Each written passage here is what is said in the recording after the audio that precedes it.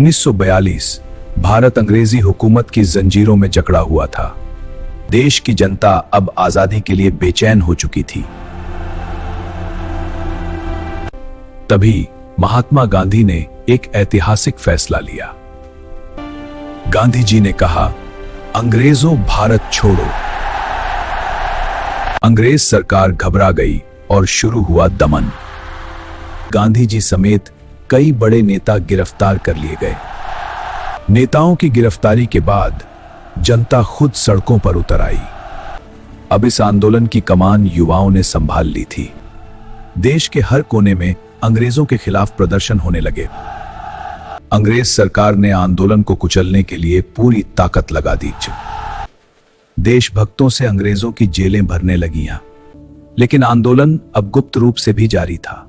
आजादी का संदेश गांव-गांव पहुंच चुका था। इस लड़ाई में महिलाओं ने भी बढ़ चढ़कर हिस्सा लिया।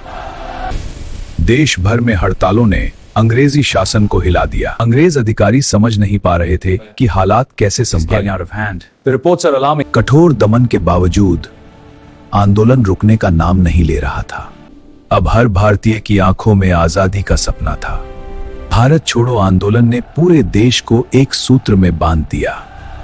अंग्रेजी हुकूमत की पकड़ अब ढीली पड़ने लगी थी। पूरा देश एकजुट होकर आजादी की ओर बढ़ रहा था। इस आजादी के लिए हजारों वीरों ने अपना बलिदान दिया। उनके बलिदान ने भारत की आजादी की सुबह करीब ला दी है। भारत छोड़ो आंदोलन की लपटें पूरे देश में फैल चुकी थी।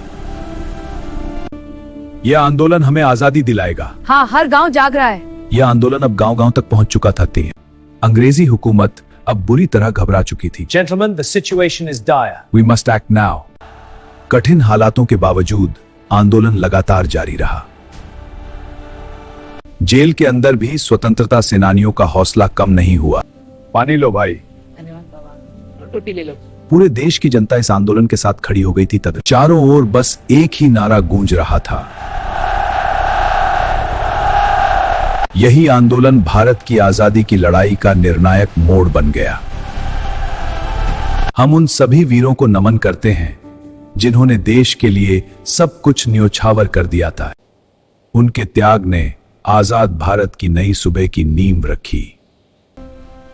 भारत छोड़ो आंदोलन इतिहास के पन्नों में सदा अमर रहेगा। वंदे मातरम।